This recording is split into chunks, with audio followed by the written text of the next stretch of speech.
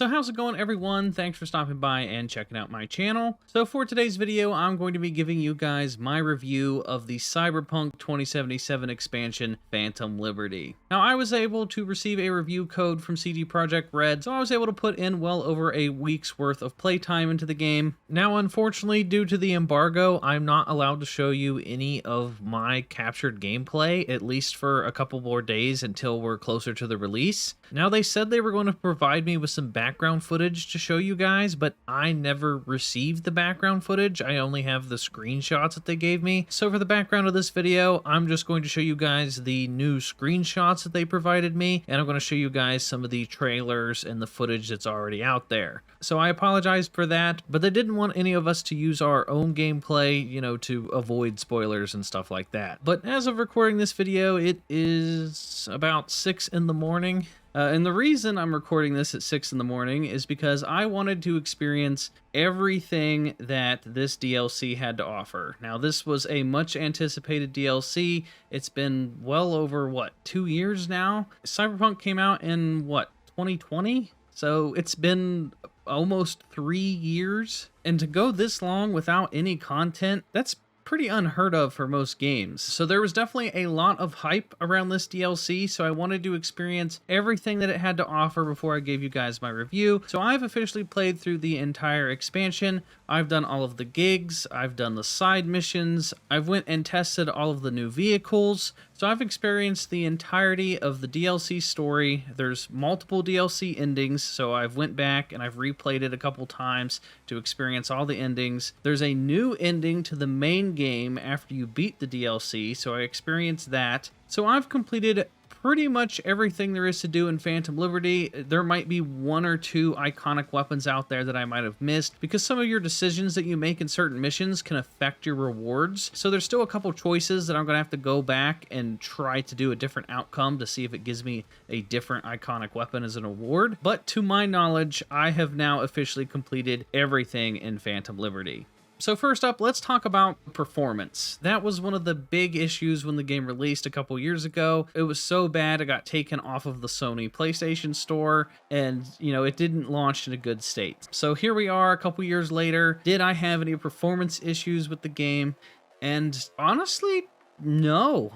I think I came across 2 glitches like my entire time with the DLC. There's currently one side objective that I have where I have to go collect an award. It's probably some new weapon or something I haven't discovered, but I can't currently finish the mission because there's a door that's locked and I can't access the door for whatever reason. And then I had a few just random lighting glitches or graphical glitches or something. But yeah, I mean, I didn't experience any technical difficulties, nothing to really break my immersion or no crashes or anything, so that was a plus. They even gave me a heads up and said that there was a couple glitches that they're aware of, and they made note of that before I did my review. And I didn't even encounter any of the glitches that they warned me about ahead of time. So when it comes to performance, it was pretty smooth. I had no issues. I am playing on PC and I have a 3090 though, so I mean that might have something to do with it. I don't know how it's going to handle on console, but from my experience, I had no problems at all. I didn't have any dropped frames, nothing. It was smooth as butter the entire experience, and I gotta give them props for that. This thing, as long as it's spent in the oven, they definitely fine-tuned the bugs and the glitches. Alright, so let's talk about the content that they added, like the weapons, the vehicles. They added a ton of new weapons. I think there's close to, or at least 30 new iconic weapons that they added. All these weapons have unique perks and abilities, and every single one of these weapons, you can make an entire build around these new iconic weapons. So there is just a ton of different ways that you can go about the combat now. It is insane. That combined with the new 2.0 update where they just redid all of the skill trees and they have all new perks and abilities, Phantom Liberty is a completely different experience from what this game was just a couple of months ago. I love what they did with the new skill tree system. There are just so many different options. You could literally play this game 10 times and have a completely different playstyle every single time you play it. It is nuts. But as for all the new weapons, I liked every single one of them. Now, there are obviously some weapons that I like more than others, but I did test every single one of the iconic weapons in combat, and every single one of them feels pretty useful, and that's just based off of the build that I was going with. Like, for example, I tried to use one of the new baseball bats I found, and I didn't have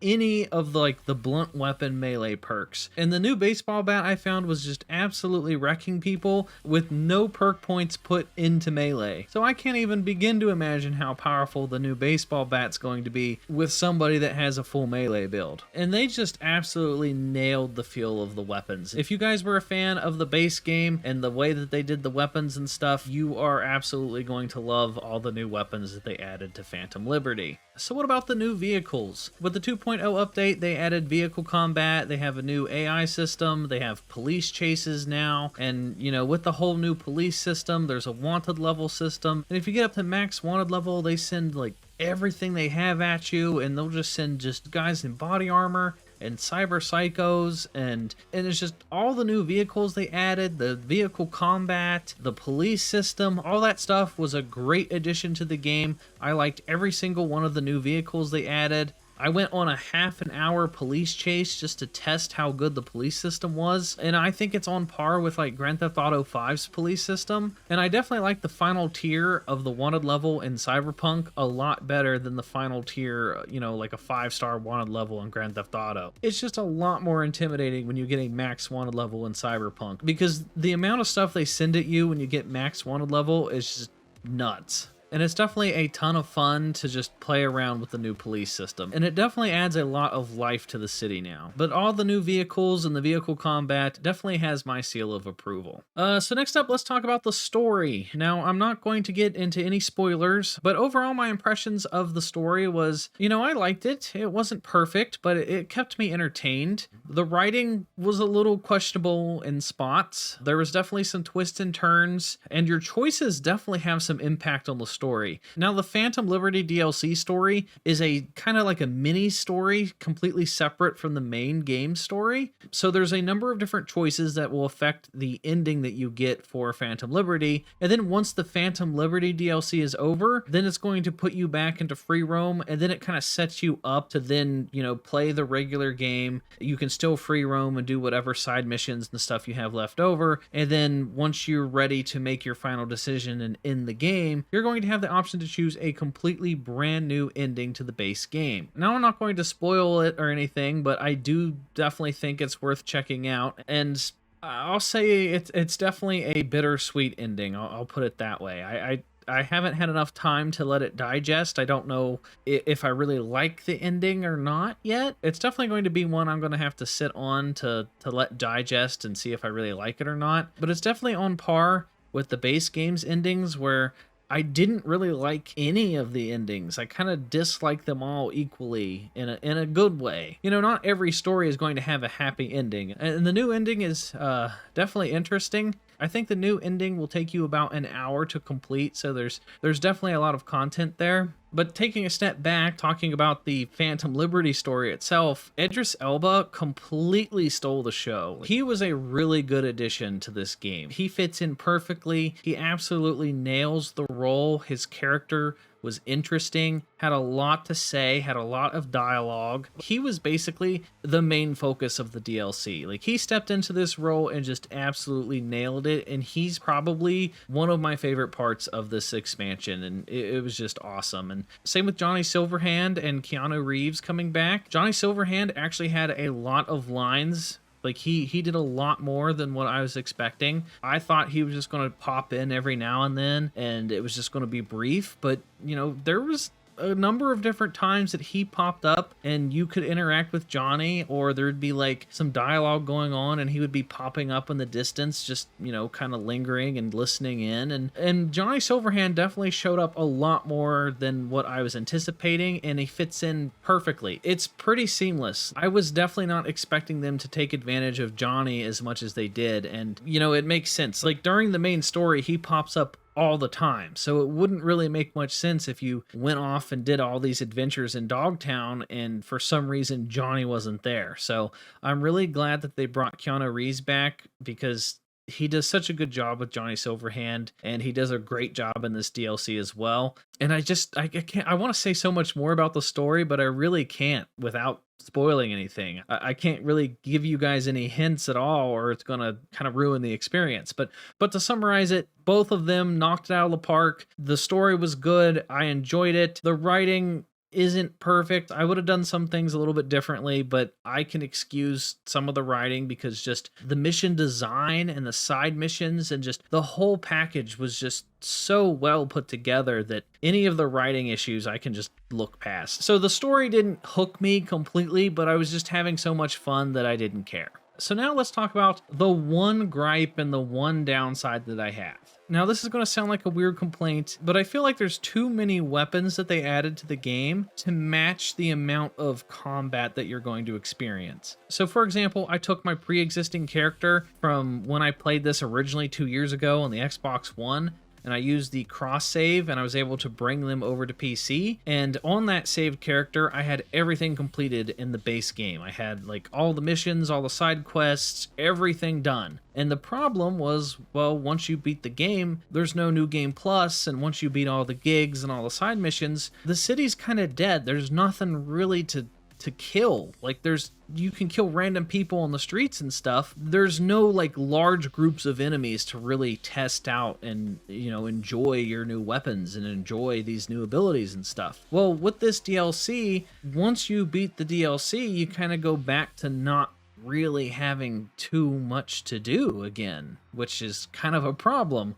But they added so many new iconic weapons that I want to go out and I want to test all of them. And I want to make builds for each of these new weapons. Like there's like 30 new iconic weapons with all unique special abilities. So I want to go out and use like a revolver, or maybe I want to use a new sniper rifle, or maybe I want to test out my new sword. Like once I beat the DLC, I had all these new weapons and vehicles and all these cool gadgets and new cyberware upgrades and stuff. But then I go back to having the same problem I had before of like, what do I do now? I know, it's a weird complaint. It's like I have all these cool guns and I want to use them, but I don't have enough content to use them. So I really wish that there was like some reoccurring side gigs. Like I want like an endless horde mode, or just reoccurring endless, I don't know, large groups of enemies or something. So I don't know. I really want there to be like a new game plus or something. But that's honestly my only gripe, is that once you get to the late game content,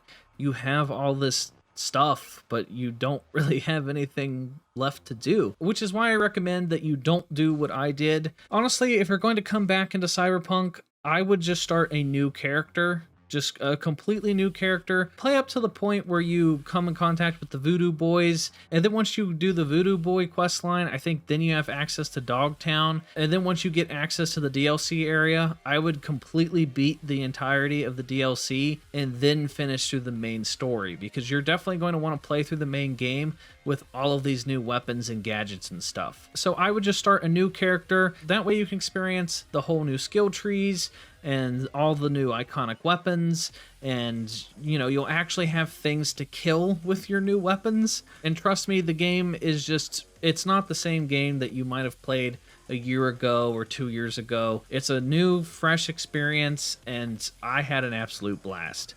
Now, is it worth, you know, waiting 2 to 3 years? I mean, it's good. I mean, I have literally like no gripes against it. I'm gonna give it like a 9 out of 10. It's a great expansion. I don't know if it's worth waiting 3 years for, but you know, now that it's here, I'm glad that it's here. And I definitely think that if you guys were at all fans of Cyberpunk, or what Cyberpunk eventually became with all of the updates and the bug fixes and stuff, you are definitely going to love this. And if you're brand new to Cyberpunk, I think you're going to love it as well. But those are my thoughts on Cyberpunk Phantom Liberty. Phantom Liberty is only going to cost you $30, and for the amount of content you get, it is definitely worth it. I don't know how long it took me to play the game. I know it's well over 30 hours worth of content, because I played it every single day nonstop for like a week straight before I was able to completely finish everything. So there is a ton of stuff to do, and it is well worth $30. But that is going to do it for me, guys. If you guys enjoyed this video, then please give it a thumbs up. It's greatly appreciated. I have a ton of Cyberpunk videos planned in the future. I have tips and tricks planned. I have guides on to show you where the best weapons are, the best vehicles.